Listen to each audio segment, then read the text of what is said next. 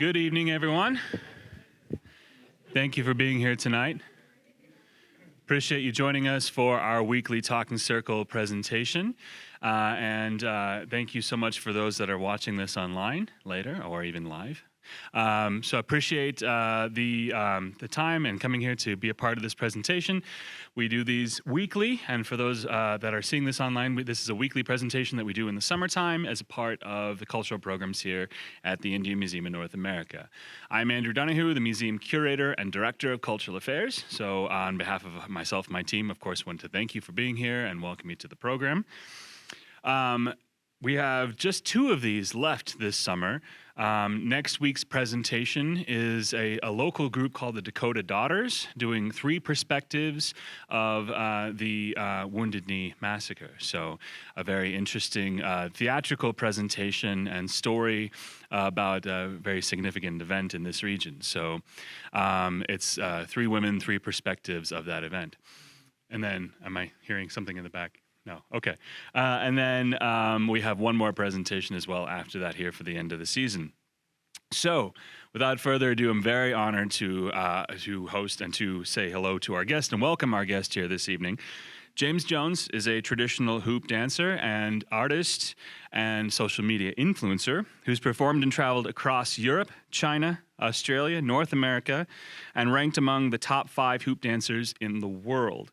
Some of James's notable performances include the 2006 World Ski Cup Championships in Italy, the 2010 Vancouver Olympics, 2014 Juno Awards, the 2015 Pan Am Games, the 2015 Coachella Music Festival, and the 2015 Sydney Opera House.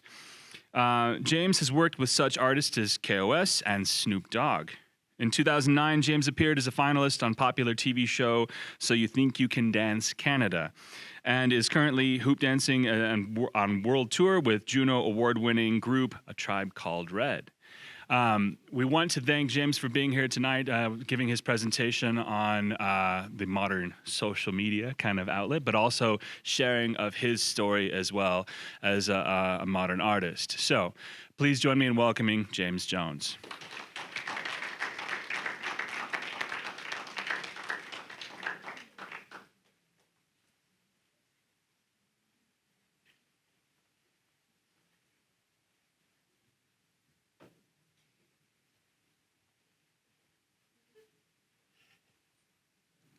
How is everybody doing today? Hey, how's everyone doing? Danse, James Jones, Nisa Kasigan, Nihiao Nia, Tall Cree First Nations, Ochania, Kisa Manatao, Nenes Kamau, Ihi. Hi, everybody. I'm really happy to be here today and just share a little bit of my story as well and just talk to everybody. You know, this is actually my first time coming to this area. I've never been to South Dakota. I've never been to Black Hills. And this is like, I don't know, just really awesome experience for me because I've always wanted to come down this way. You know, the history of this place, of this territory. Also, I just want to acknowledge the land that I'll be presenting on, which is the Ochete Shakawan. Hope I said that right. I tried. Yeah, I'm just really happy to be here. And like I said, this is somewhere where I've always wanted to come, like on my journeys. You know, I've traveled to quite a few places and just an honor for me to be here, to be able to share a little bit of kind of where I came from and share a little bit of who I am and a little bit of my journey. You know, I've had a pretty crazy journey so far, coming to be in front of all you. So I'm really excited to share a little bit. And then also, I think we have some time at the end for some Q&A. If anybody just has any kind of questions or anything at all, don't be shy. You know, you can ask whatever you want, and we'll just have some fun here today, you know. So maybe what I'll do is I'll just kind of start off a little bit by explaining kind of a little bit of my story, how I came to be in front of you here today. I come from a very, very small community. We only have about 500 members in my community. It's located in Treaty 8 territory up in Canada, up in northern Alberta. And my community is called Tall Cree First Nations. And it's a Nihio community, Cree community. Most people know us by the Cree, but how we call ourselves is we say Nehiao, which means the people or the people of 4 directions. And for us, language is a really big thing to us. Well, I feel like to all Indigenous people and to anybody who's trying to reconnect. But me personally, growing up where I grew up, there wasn't a lot of actual traditional things that I grew up around. I grew up with my mom and dad who got a divorce when I was about 8 years old. And when they got a divorce, I actually moved to the city. So I moved from my community, my area. I moved to Edmonton. I don't know if anyone's ever been up that way before. Has anyone been to Alberta? You been to Alberta? Nice.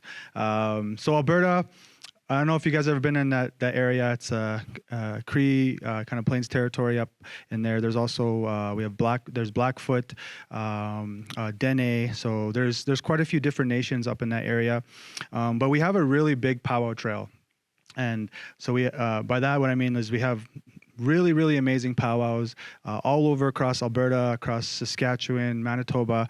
It's kind of like, I think one of the things we're known for is having a really good powwow trail. We just went to one recently. This is Kendra Jesse, everybody. This is who my partner who I came here with, and she's actually going to be performing with me on Saturday. She'll be doing some fancy shawl dancing in the performance. And we actually just came from a powwow up in Onion Lake, Saskatchewan, and it was huge. We had I think there was over 1,000 dancers. They came and danced, and for me that was just a really amazing experience because just of everything. I don't know, in Canada, I guess we're a bit behind up there with just having events, having social gatherings. So that was my first powwow since. Basically since the pandemic hit. So our trail ends in the fall of 2019. So yeah, this past weekend was my very first powwow coming back since the pandemic. And it was just an amazing experience. And for anyone who has never been to a powwow, it's a really amazing just event and social gathering that we have, and it's everybody's welcome. We have even things in there called the intertribal where anybody could come up and just dance and give her, and you see people just jamming out in there. So yeah, it's a really cool thing. And my first one was just this past weekend. So yeah, my heart is super full just from going and being back in our, being social again. Even what we're doing here, this is only my second event back around people since the pandemic. So the first one was in Blueberry, BC, northern British Columbia, and this is basically my second event back. So yeah, just really good, man. Just to see faces, just to be around people again. Be around that social bonding or that social. Social events, I feel like plays such a big role in a lot of our communities. So just really nice to be back and speaking in front of people instead of just doing it on Zoom and, telling people, hey, turn off your stereo, turn off your mic. We've all heard that so many times over the last little bit. But yeah, back to my story. For me personally, I moved to the city when I was about 8 years old.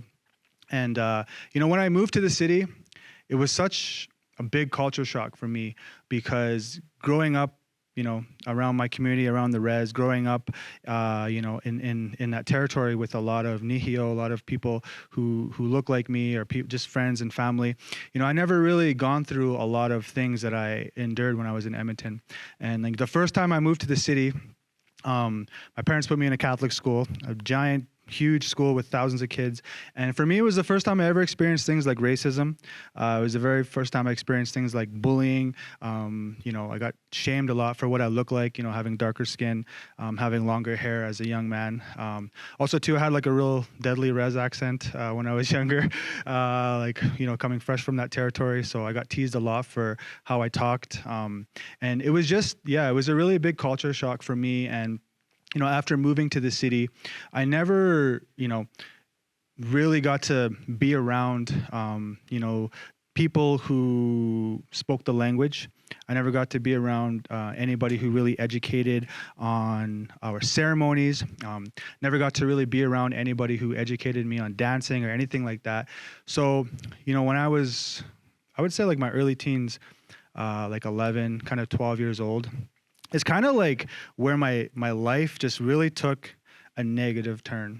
I got involved with drugs and alcohol at a really young age. I got involved with hanging out with gangs and stuff like that in a really young age. And it was a time in my life where I felt like I was just really lost. I was just really disconnected from my culture. I was really on a path that was not where I think I was supposed to be at that time.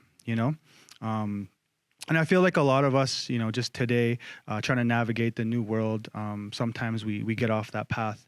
We stray away, and we're on a certain path that maybe we're not supposed to be on.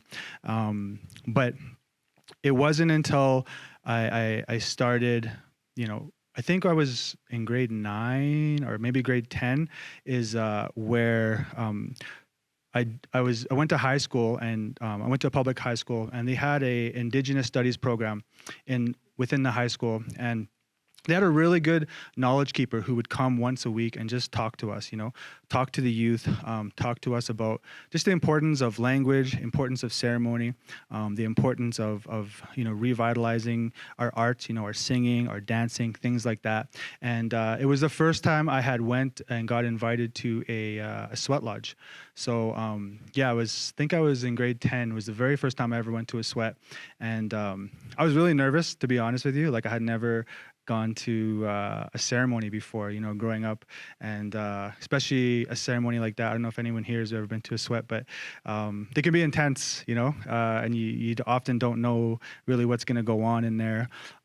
But so I had a lot of fear in me when I went to my first ceremony, and when I went inside, all that fear just left. I felt like I was home.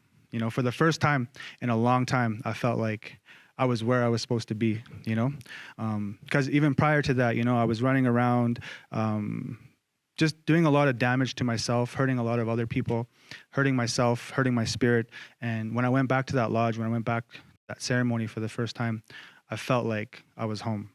And from that point on, I remember after that ceremony, I said to myself, this is where I want to be in life. This is the feeling I want to have on a daily basis. That feeling when you finish a ceremony, you feel whole again, you feel full, you feel like maybe some of that trauma that you've been carrying, maybe some of that pain that you've been carrying with you, you finally start to let a little bit of that go. And it feels really good.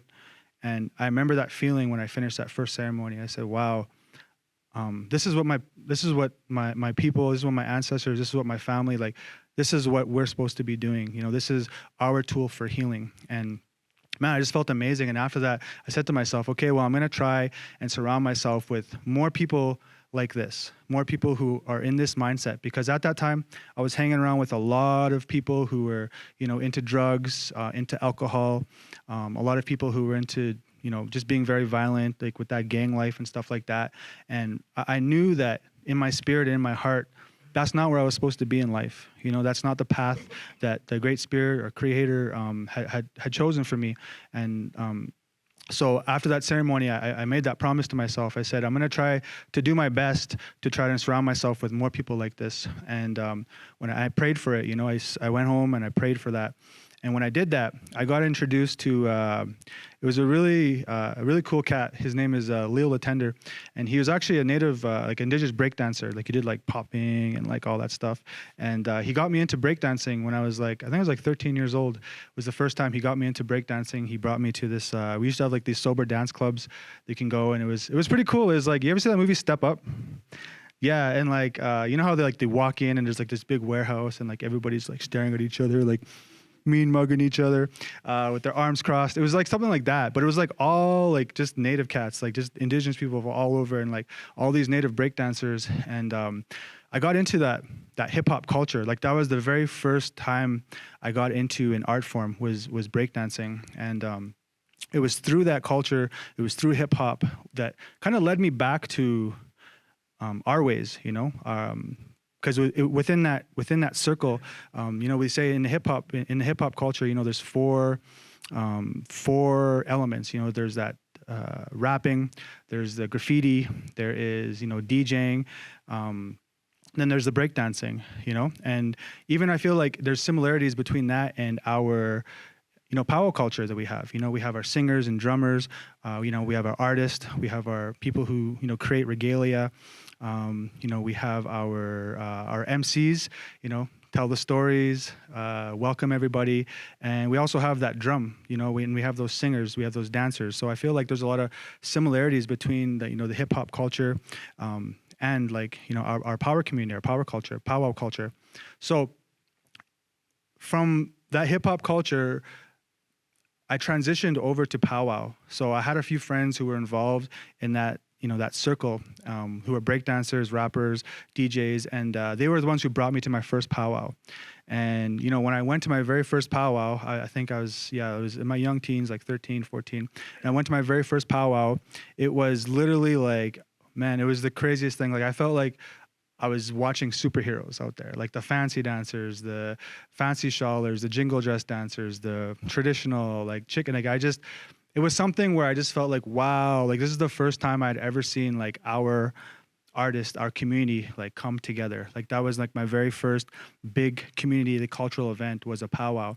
And for me, I just was so inspired, I was so inspired to be doing, to be involved with a community, a culture that was me, because growing up, I was always involved in all these other cultures. I was involved in all these other things that I never really felt connected to, the party life, drugs, alcohol, that culture. It never really connected with my spirit. Like it never made me feel whole. It always made me feel sad, made me feel depressed. It always made me feel empty.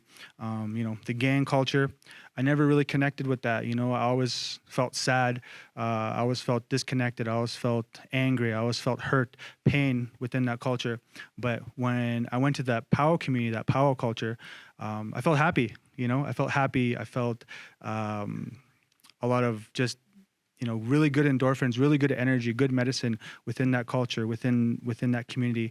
And it's the same thing with like our ceremonies, our ceremony community, like my ceremony family. When I started going back to ceremonies, I got asked to be an escapios for many of our lodges. In my language, escapios is just like an elder's helper. You help out with the lodge, you help out with the ceremonies. And I always felt like, yeah, within those communities, within things within my own culture that brought me back in a good way, with good medicine, just always made me feel happy, made me feel at home again. So I think I was 16 at the time. I made this decision after one of the ceremonies I went to. I made a decision to stop drinking. I made a decision to stop smoking, stop doing drugs, alcohol, stop hanging out with gang members and stuff like that.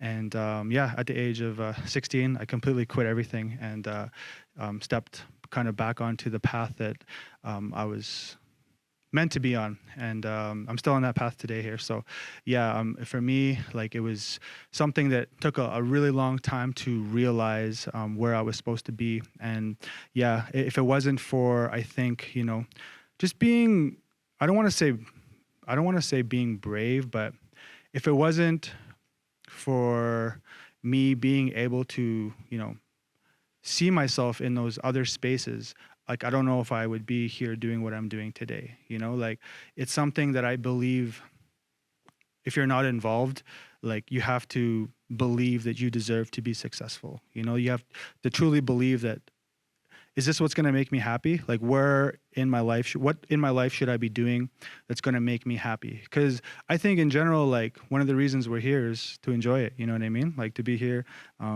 just in this world, be here, that relationship we have with ourselves, with our families, with Creator.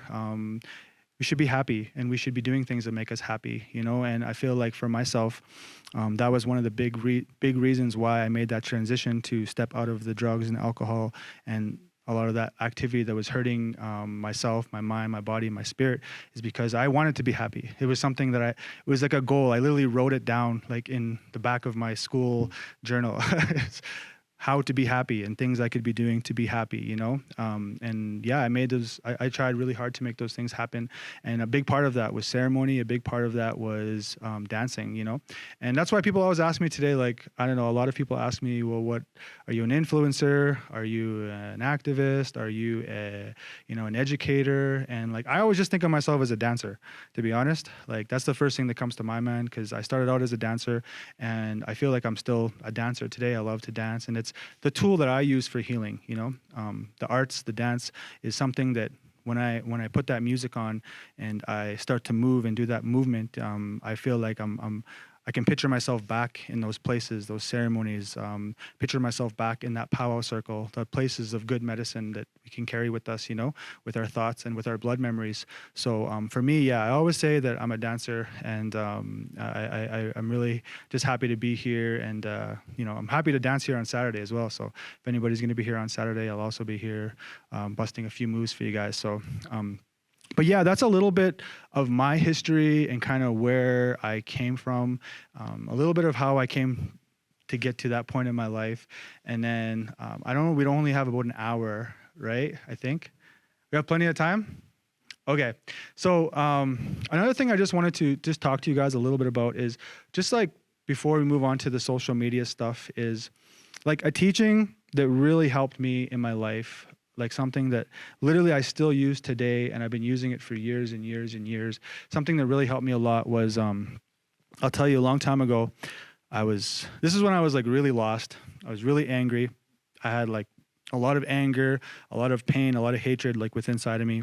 I remember I was just getting out of a relationship. And for anybody who knows who's been in relationships, like some relationship trauma and pain can be like really, really hard to get over, almost like harder than anything physical like that I felt in some of my past things that I've gone through. But I remember I was like just getting out of this relationship as well. I was just getting evicted out of a place I was living at. I also just lost my job at the same time. So like there's so many things happening that was just really affecting my mood, really affecting my mind and my spirit. So yeah, I just lost my job. I was homeless at the time. So I was literally just living out of like my friend's car, sleeping in the River Valley. I didn't have any money. I was eating out of the food bank at the time, and I just felt like my whole world was crashing down around me. And when that was happening, I felt like I didn't know how to deal with it. So I guess maybe my trauma response came up, and I started dealing with it with anger, with just, I don't know. I just was really angry at that time. And I remember I was still dancing though, because dancing was one of the things that made me feel good about myself. So I remember I just finished a dance practice, and after this dance practice, I was walking back to where I was sleeping in the River Valley in my friend's car, and I had come across one of the elders that I escapios for in our pipe ceremonies, and it was just so random. I seen her at like midnight, like just walking down the street, and I was like, "Hey, what's up?" And she's like, "Hey, my boy James, how are you?" And right away, I was like, I really immediately brought up, "Oh, not so good, like everything sucks, life sucks right now, all these people suck," and I was just getting mad at all these people, name dropping, and you know what I mean, like just getting really angry, right? And I remember she stopped me like halfway through what I was supposed to say, because I was just spewing hatred and just anger and like, and she stopped me. She said, "James, hold on, relax, take a deep breath." And she says, "Okay, I want you to try something new," because she had been watching me for a long time. Like I've been around her a lot, and she had been watching me, just being mad and like throwing stuff and just being mad for like the last, I don't know, like month straight.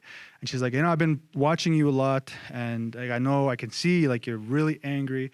You're really just, I don't know, like it seems like something's really bothering you." And she's like, "I don't even care what it is." She says, "I want you to use this tool that really helped me a lot in my life when I was on my healing journey." And the tool is sagitan in my language, which means love. She's like, "I really want you to try to use this tool as a way to heal yourself and make yourself feel better. This has really helped me." And she's like, "I'll tell you a story that was told to me." And what she was saying was that, we say the kihu in Neheo language means eagle, and the kihu is, that representation of love, because, it flies highest to the Great Spirit. It brings our prayers up to, the Great Spirit when we pray.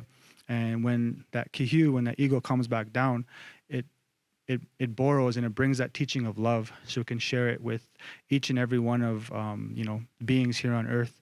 And we can use that tool in many different ways in our life. We can use that tool for our mind, we can use that tool for our body, and we can also use that tool for spirit. It's a very, very powerful tool, that sagitan, that love. And what I was told was that she's like, I want you to do this exercise. And she's like, I know you don't want to do it. You're not going to want to, but trust me, it'll make you feel better. And I said, okay, go ahead. She's like, I want you to think of all the things in your life that's hurting you right now. I want you to think of just all the things that are causing you this pain, all the things that are just causing you to be so angry. I want you to think about those things, and then I want you to send them love. And I was like, what? She's like, just send it love. And I was like, man, I don't know if I could do that. She's like, trust me, you might have to physically say it, you might have to write it down, but I want you to use that sagita and use that love, that tool of love as a way to heal, Instead of sending anger, instead of sending hatred to whatever those things are that are hurting you, I want you to try and just send it love as much as you can, Just do the best that you can.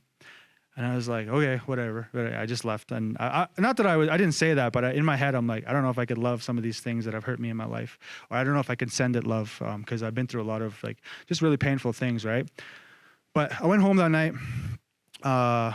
and I had a good smudge. I lit up some smudge and I prayed. And for the first time, instead of sending people and sending things anger and hatred and just swearing at them and being mad, I really tried my hardest just to be like, you know what, I'm just gonna send this stuff love, man. I'm gonna send everything love, and I'm gonna try my best. And I literally just did that, and to be honest, I felt a little bit better, better than I had felt in the past month after just one night of doing that. And I did that every single day, man. I would do that a few times a day. I would try my best to just remember that teaching of love that was taught me, to live with love and to, use that tool as a way to navigate in a good way. And I did that every day. And I'm telling you, within a week, within 2 weeks, I just felt like a brand new person. I felt like, for the first time in a really long time, I almost had felt like, that love was being shared with me. And I for some reason, I don't know why, but I just felt like I could feel Creator's love. I could feel the Great Spirit's love for a long time because, for me personally, I didn't grow up with a lot of love in my life. My mom, I lost my mom to drugs and alcohol when I was very young, when I was 6 years old. She's still lost today.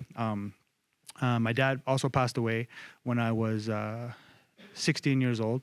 And since then I've been on my own. And during that time, I just never really experienced a lot of love throughout my life growing up.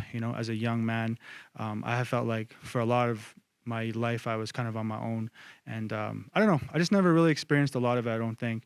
So for me, I had never really gotten to just feel how powerful that tool is. And for the first time in a long time, I started to just love myself. I started to really just love myself, and when I was able to do that, when I was able to look in the mirror and say something positive about myself, when I was able to look in the mirror and say, wow, I'm happy to be here. I love you, man. It was the first time that I was able to really feel that for other people in my life, my friends, my family, and even people who had hurt me. I would send them, just pray for them, man, and send them that good energy, and ever since that day, when I got that teaching, that's I think when my life really changed. That's when I started getting a lot better.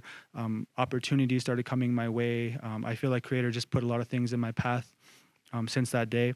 A month later, my friend Sage Romero, he's Tus Pablo from Big Pine or California. He's the one who introduced me to hoop dancing. He came down and shared me the old way of hoop dancing, and a lot of really good things have been put in my way since then. And that teaching has just really helped me so much. So I just wanted to kind of share that with anybody here who just might be looking for, I don't know, just a few different tools to use. But for me, it's probably been my most powerful teaching, and something that I'm so thankful for, because like I said, I don't know, with a lot of this stuff, I didn't know where I'd be today without it. And but since then, I guess we could talk a little bit about the social media stuff. With the social media thing, honestly, people are really always expecting a really crazy story of how I got involved with social media. And to be honest with you, I think my story is really just similar to a lot of other people who, kind of have their own platform. When the pandemic hit in 2020, I was just like really, really bored. Like, I'm not kidding. I was so bored. I had nothing to do. Like, I had no shows. I had no speaking engagements. There was nowhere to practice. I was really stuck at home in the pandemic like everybody else was, right? And I was just feeling sorry for myself. I was sitting on the couch watching Netflix, eating cheesy poofs like everybody else. And like, I just didn't know what to do with myself, honestly. I had so much like energy. I had so much like just, I don't know. I just felt like I needed to do something. And I remember I was sitting on my couch one time. I sat on my couch a lot during the pandemic, but back in March, somebody had sent me this video. It was a TikTok video, and it was a video of this guy. He's like kind of he's probably like a seniors fancy dancer. And there was a video of him, and he was just like standing there in his regular clothes, and then all of a sudden he just jumped up like this, and he was in his regalia, and it was like, I don't know if you guys ever seen that video, but it was like a really viral video, like when TikTok was kind of just starting to, I guess, blow up with like native TikTok and stuff like that. And I watched that video and I was like, whoa, that's cool, man. Like, people are, wearing their regalia on here. And that was like, there wasn't a lot of powwow dancers. There wasn't a lot of stuff like that on TikTok when I first started, because this was like 2020 March. And I just seen that video and I was like kind of inspired. I'm like, hey, this is cool. Like, I haven't put my regalia on since like, I don't know, like months. I haven't put my regalia on, and I was missing just that feeling of being in my regalia, putting my stuff together, putting it on. And I was like, wow, like maybe I should do a video like this. But I was like, nah, that's not for me. TikTok's not for me, man. So I closed the app, I deleted it, and I was like, I'm not going to do that. So, and then same thing happened. I seen a couple more videos sent to me like that, and I was like, okay, maybe I'll try it out. So then I re-downloaded the app, and there was like this challenge going on. This was like probably like the first week of April. There was like, you guys remember the Blinding Lights challenge? Like by the weekend, it was like dun, dun, dun, dun, dun, dun, dun, dun, dun. Like, I don't even remember the dance now, but anyways, this is like little trendy dance, and I was like, it was like so going viral all over like TikTok and Twitter and like Facebook videos. And there was like all these people in their uniforms and stuff that were doing this trend, like doctors, and just people in their professional uniforms who were doing the trend. And then I basically did the dance video. I was like, oh, I could do this dance. It's real easy. So I just did it in my regular clothes. I think it was like a hoodie and like some like stained like sweatpants or something. And I remember watching the video and I was like, man, this is boring. I'm like I could like this is like, I don't know, it's not really that fun. Like, it's just kind of a boring video. So I was like, I'm gonna try this on my regalia. So I just put on my hoop regalia really quick, and I filmed like one time in my hoop regalia with my hoops, and then I think I posted at like 2:30 in the morning and went to bed. And I checked the app like 2 days later, and the video just like went super duper viral. Like, it just blew up all over Twitter and Instagram and Facebook, and my follower count from that one video just like shot up from like, I don't know, like 300 to like 200,000 in like a couple days. And I don't know, it was just crazy. Like, I just knew what was going on. Like, I was like, this is insane. And I just literally just closed the app again, and I was like, it was freaking me out. And I closed the app again. I think I went back to the video like a couple days later. But that's kind of like the one piece of content that just really I guess kickstarted like my online stuff, or my content creating stuff. And it was after that is where I kind of wanted to, I don't know, just like share a bit more of educational based stuff.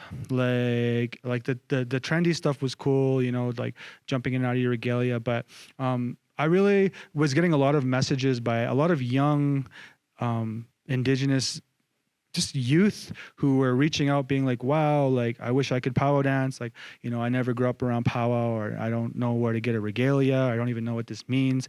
So it was just inspired me to like talk a bit more about that stuff, especially to people who are reconnecting, because I feel like there's so many of us who don't have the privilege to grow up around Powwow community. You know, we don't have aunties and uncles that can beat us a full beadwork set. You know, also it's really expensive to find regalia, get it made, and stuff like that at times too, right? So especially if you don't grow up around, you don't make it yourself. So I just feel like there was a lot of people in our community that maybe never grew up around that stuff, and that's what inspired me to just do more educational based videos, share more about the dances, the meanings behind them, and stuff like that.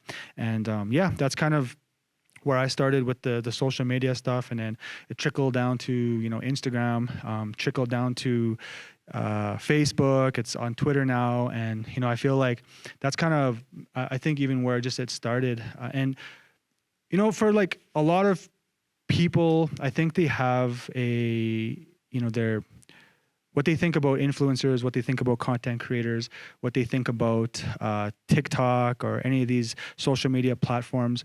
We all have our own opinions about them. Some are good, some are negative.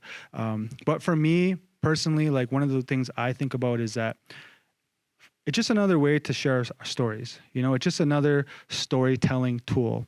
And I feel like me, within my community, within my tribe, like we've always had storytellers, and even throughout Indian country, throughout all the nations, all the tribes, I feel like so many things have been passed down orally between us. We've always been storytellers. We've always had good stories. Like how many of us have aunties, uncles, grandmas, grandpas, who just have real deadly stories, you know what I mean? And like, for me, I feel like these social media platforms, they can be used obviously for many, many different things, many different stuff. But for me, the foundation and the way I look at it is just another tool, another way we can share our stories. We can get our messages out there. And I feel like there has been, a lot of things I've even personally learned just from being in some of these, on native TikTok in general, native TikTok or, Res Talk or I don't know, whatever hashtags you guys use.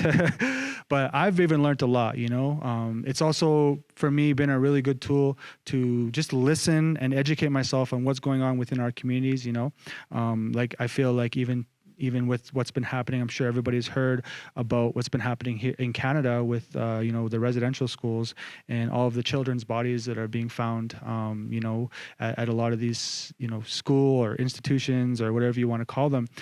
There's been, so many videos popping up about them, and I feel like a lot of really good educational videos just about what's been going on, and just even stuff like that. It's given us a way to raise awareness of what's going on within our own communities, a way to get our messages out there to hopefully make some kind of social change or make change within our own communities of what's going on, because there's a lot of stuff going on in our communities, right?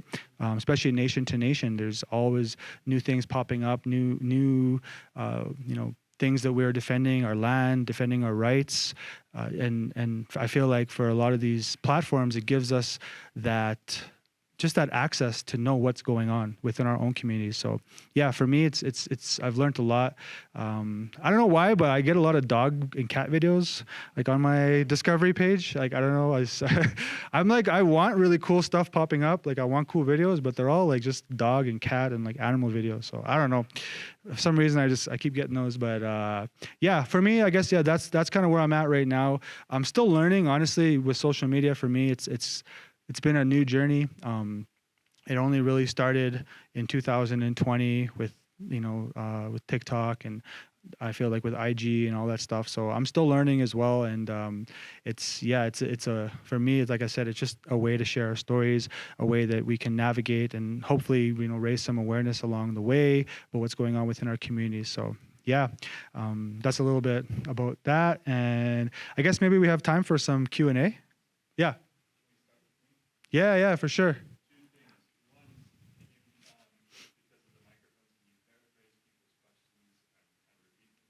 Yeah, for sure.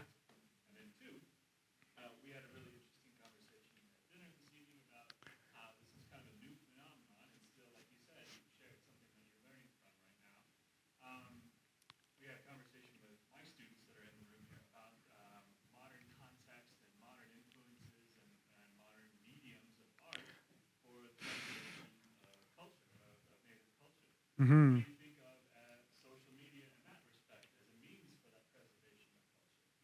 Yeah, well, I feel like there's always new ways to educating. There's always new ways to, sharing things about what's going on in our communities, as well as like just new ways that we can use to preserve our culture. Like even with language. Me personally, like I said, I never grew up speaking my language. I never grew up speaking Nehiao, speaking the Cree language, and during the pandemic, I actually learned quite a bit about my language.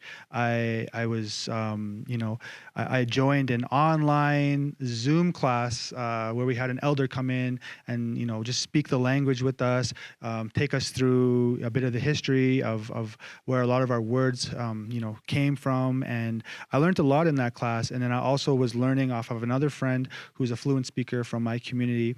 We were just doing Facebook video chat sessions, and where I would ask questions and we would talk back and forth. So, I feel like it can be used as a really powerful tool if you're wanting to learn and you're wanting to put in the work.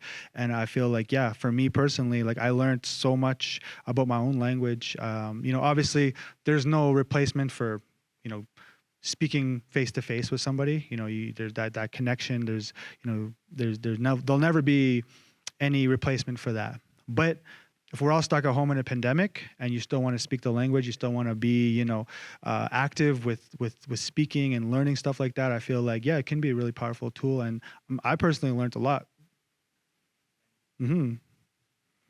So I guess maybe, yeah, we'll open it up for anybody who has any questions or anything at all. You guys can feel free to just ask, and yeah, I'll answer the best way that I can. But I just need a drink of water. If there's yeah. Water is life. I need some water.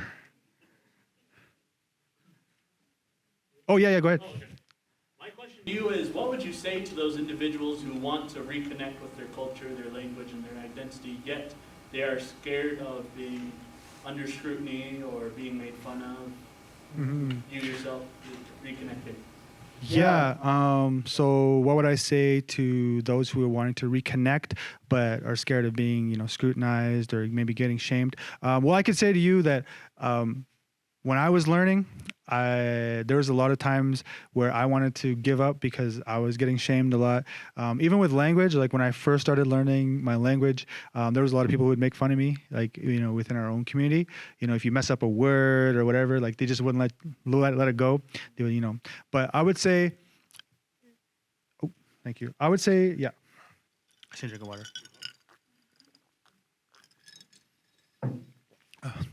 But I would say like the most important thing, if you're wanting to reconnect or just learn something, I feel like it's okay not to know everything. I feel like sometimes we're put under a magnifying glass, we're put under a scope, and we're put on this pedestal where we're just expected to always know everything. We're expected to just say everything perfectly, do everything perfectly. But as human beings, we make mistakes. We're not perfect, and I think it's okay to not know everything. I think it's okay to put yourself out there and just try to be as brave as you can, and learn, reconnect as much as you can, because like I said, it's so this our language, our stories, our songs, we have so much valuable information within our cultures, that's, our knowledge keepers, our elders are trying to share with us, and they're, our ancestors sacrificed so much to keep a lot of these things alive. I think it's worth it, and just keep going, man. Keep going, keep learning, keep educating, keep going as far as you can with it, because it'll, I don't know. For me, like I said, like going back to culture, going back to language, going back to ceremonies, it's literally been the best part of my life, up until this point. So I would say, yeah, just keep going, keep believing in yourself, and just keep reminding yourself that, it's okay to be wrong sometimes. It's okay not to be perfect. We're all learning here, and we're all just trying to navigate this new world we're living in. So anybody else? Yeah. Oh, go ahead. Anybody else have any questions at all? Feel free. Go ahead.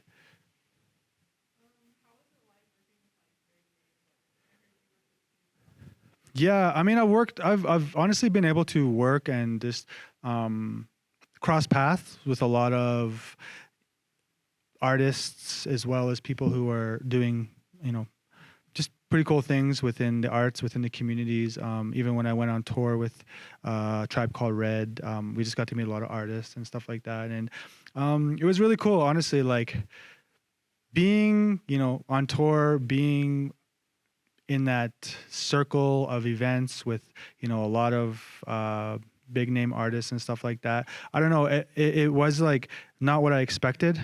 I always thought like going on tour was just going to be this like really epic, crazy, just fun all the time, doing all these really amazing things all the time life. But you're just really tired a lot, I found. Like you're just so tired all the time, man. Like you're just literally, I slept everywhere. Like I sleep at the airports, I slept on the planes, I slept on the tour buses. I probably drink like 6 or 7 coffees a day. You're just like traveling just really wears you down. And a lot of times you don't really get to enjoy like where you are. But it was still a good experience. I'm glad I did it. And yeah, getting to meet some really cool people like within the hip hop community, within the arts community. They're just regular people, like a lot of times you meet these people and you have a certain perception of how they're going to be, but they could just be like your friend from like growing up, just regular people doing regular things. So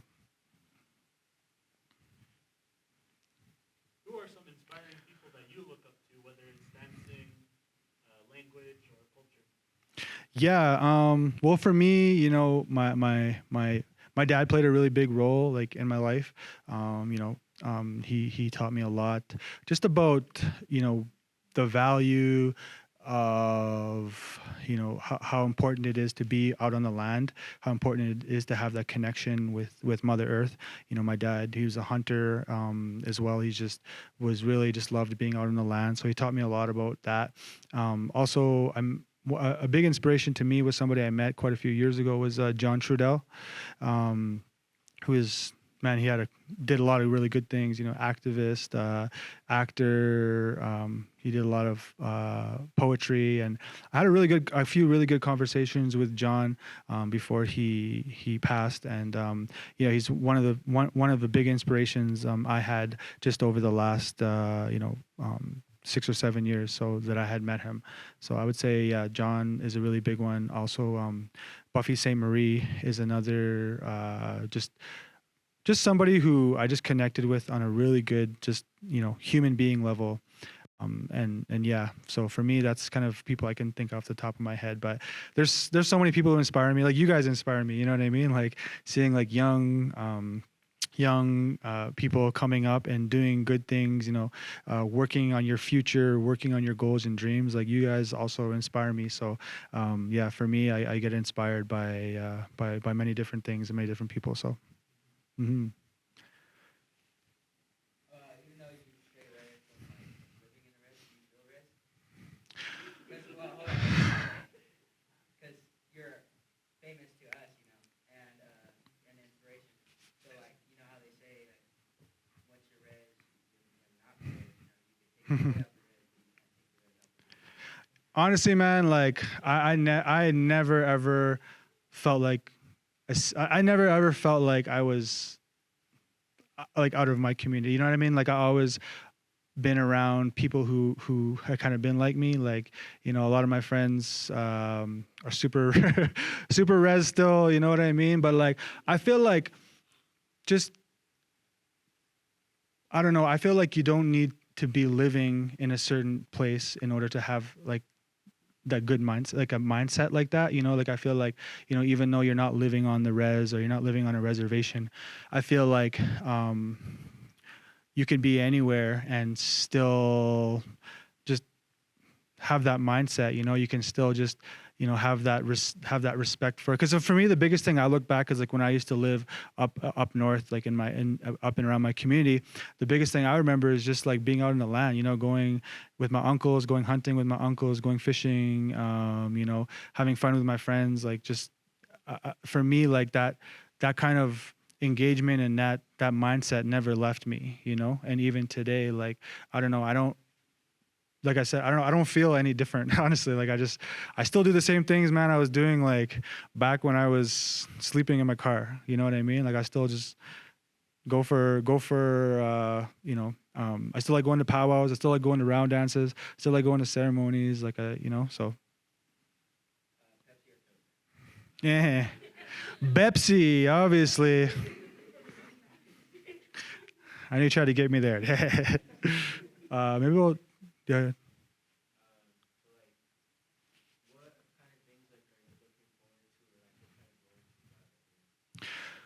Yeah. Well, for me, honestly, like the goal, like things I'm looking forward to or goals that I have is like I would really like to, get back to working in communities. Like that's something that I really, really miss. As much as I love what I'm doing now, like, being able to travel or even being able to work online, like work at home. I really miss just working in communities, like going, speaking to elders, working with the youth, and I'm kind of in the process right now of trying to revitalize that, like try to get another project going where I can just be working more closely with communities. Cause for me, that's where my heart is. I really enjoy just being around our people and listening to their stories and just trying to help each other. Like I said, I get inspired a lot too by just our own hearing stories from our own people and just I really want to get back to doing community work. So things kind of opening up again. So I'm hoping that we can get back to that soon. Mm-hmm. Yeah.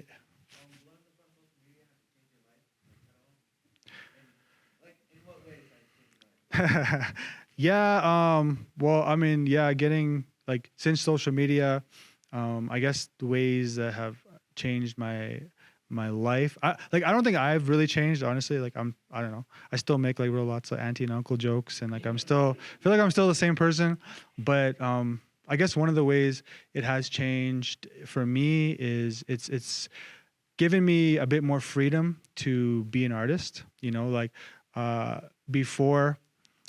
Like I could remember for so many years, I just didn't have the time really to practice dance a lot. I didn't have a lot of time to be an artist because I was, working construction, 8 hours a day, 12 hours a day, or I'd be off like doing odd jobs to try and pay rent and like try to, round up some money for groceries and stuff like that, right? Like doing odd jobs and stuff. So I would say it's definitely giving me a bit more freedom to just be an artist because I can do a lot of work as an artist now. Like I can, like even what I'm doing right now, this is what I love to do. I love to come, I love to talk and speak and share and a lot more like just dance performances and stuff like that. So like, in a way, I guess that's one way it's changed. It's allowed me to just make a living off of doing what I love to do, which is be an artist and even creating some of the content.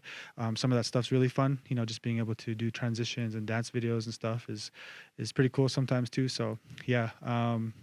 Other than that, like not much, to be honest. I still go to bingo.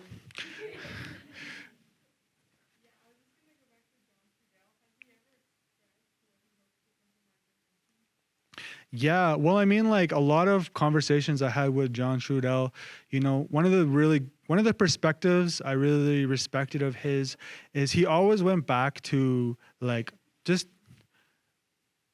our role, the importance of our roles, not just as like indigenous people, but like the importance of our roles as human beings, being human beings, being a good human being to one another. And one of the things that he expressed is that he believed, and what he expressed to me is that he was just hoping to see a revitalization like of just our ways come back, and not sure how it was going to happen, but wanted to see like our ceremonies, our voice, our language, all those things were things that he expressed to me that believed that our this next generation that's coming is going to be revitalizing in a powerful way, because I know a lot of us right now, a lot of this generation, even my generation, are carrying a lot of trauma from that next generation before us, our parents, with the residential schools and just a lot of things like that. And one of the things that he expressed to me is that he believed that there was going to be a big revitalization in our languages, our stories, our songs, all that stuff from this upcoming generation that he was looking forward to. So yeah, that was one of the conversations. But yeah, really cool perspective though. Every time we would talk about just things, it would always go back to being a good human being,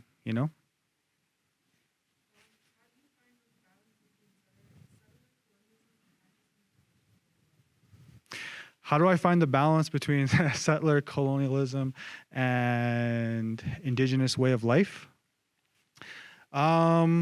Well, for one, drinking coffee with no sugar or milk. No, just kidding. Well, I'm lactose, so I don't really have milk. But I don't know. I feel like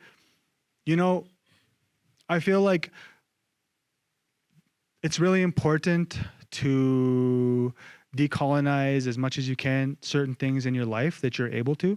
I think it's important to keep that mindset that, even though we have tools like, TikTok, Facebook, Instagram, Twitter, we have shopping malls, Walmart, KFC.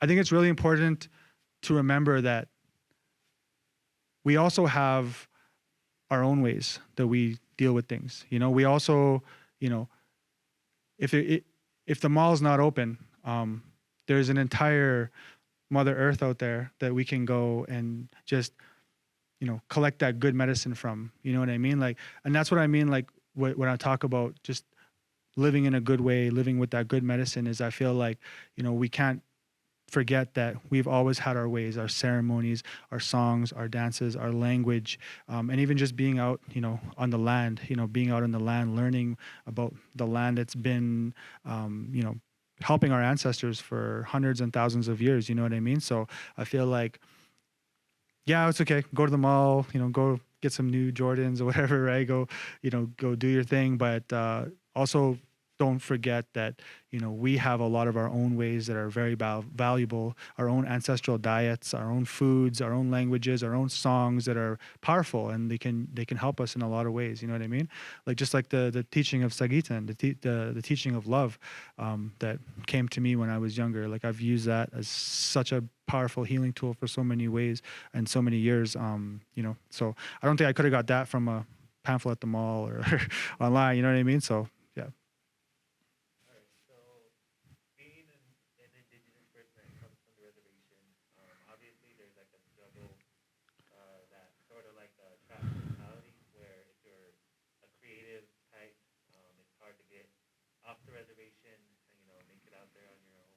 Mm-hmm.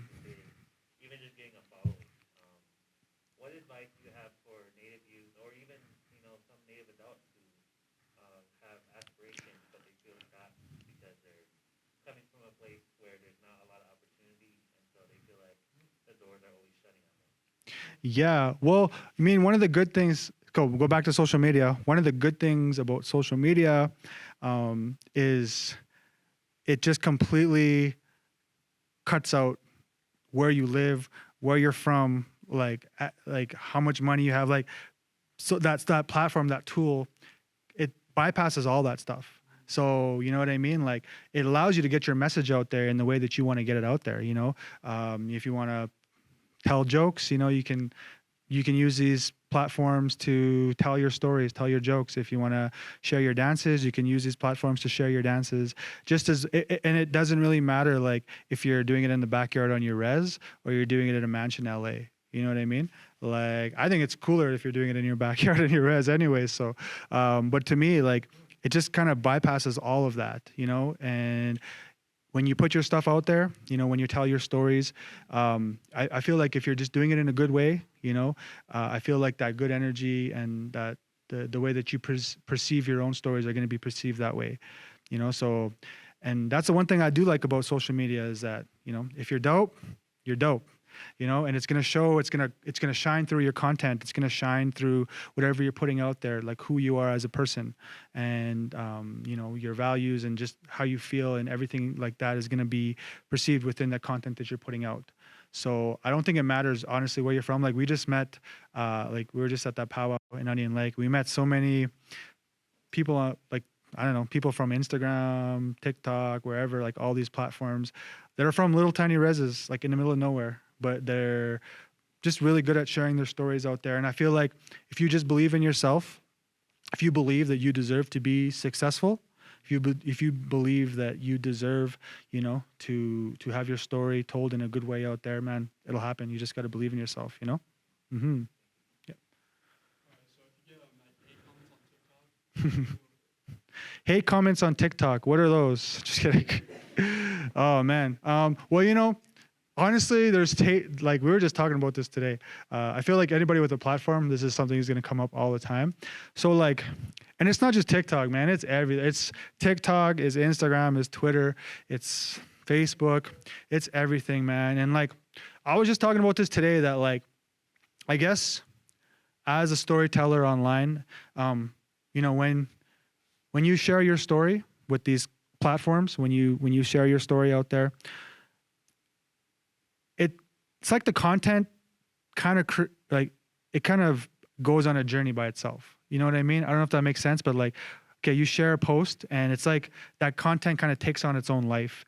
And at that point, whatever intentions you had with that content, not everybody is going to see those intentions within your content. You know, not everybody is going to see your intention if it's good or whatnot. A lot of times people might just take that as something negative, you know, like when you put something out, even though if you're putting it out in a good way, even though you're putting it out with love, sometimes people might just be like, nah, I don't see it, and find something negative about it.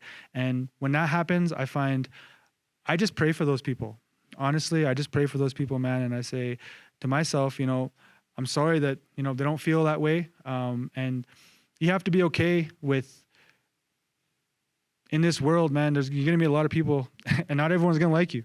You know, regardless if you're the nicest person ever, regardless if you dedicate all your everything to helping people, to being the best person you can, some people are just not going to like you.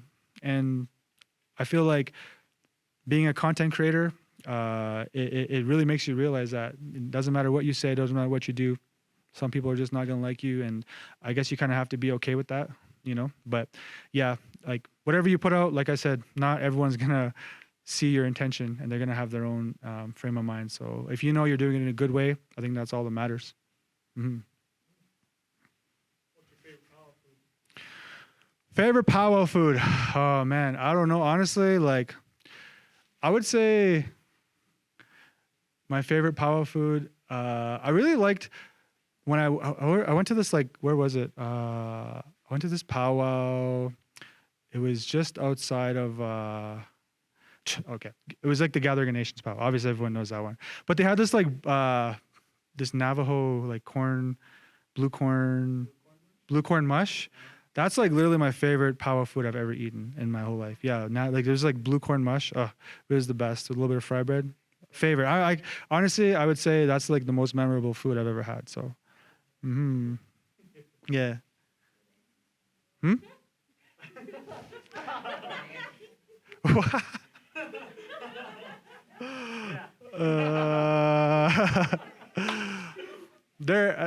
There's always going to be, what'd you say, where's the aunties? Oh, there's going to be aunties, uncles, everywhere you go, man. You know, it doesn't matter where you are. Cousins, you name it. So, is there any other questions? Anybody else? What time do we have right now? Yeah, maybe do one more question. Anybody? We'll see if anyone who haven't got one yet. Anybody else have any questions?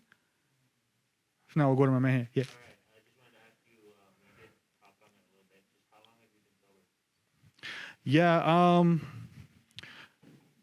Well, yeah. Like for me personally, man, I've been sober like almost, I would say, I've been sober 16, 17 years now, man. You know, and like for me, honestly, my sobriety has been the best gift that I've ever given myself.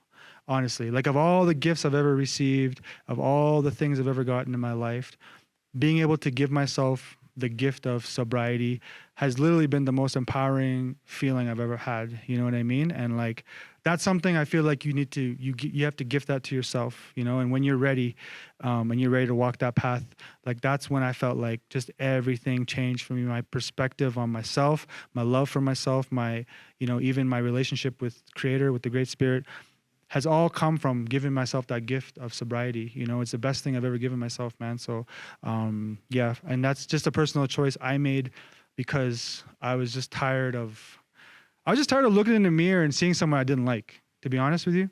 Like, I was so tired of looking in the mirror and seeing somebody that I wasn't proud of, seeing someone I didn't like. And I felt like a big reason for that is because of the drugs and drinking and all that stuff. So yeah, when I did that, I've finally started waking up and saying, you know, looking in the mirror and being like, yeah, I like you, man. I like who you are today.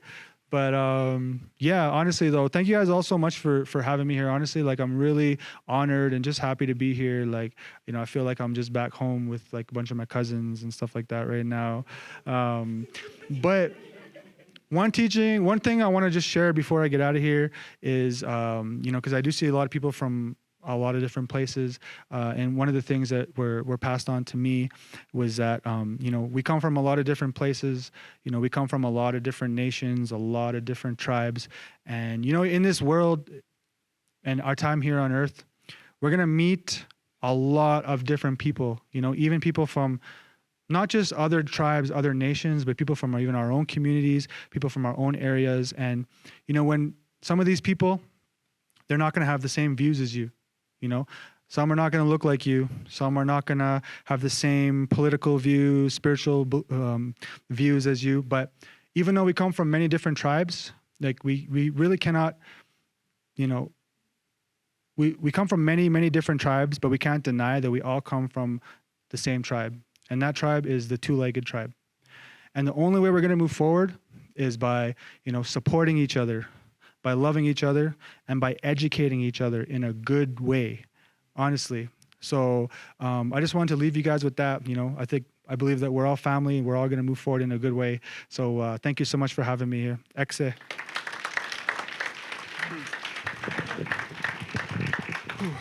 just stretch now.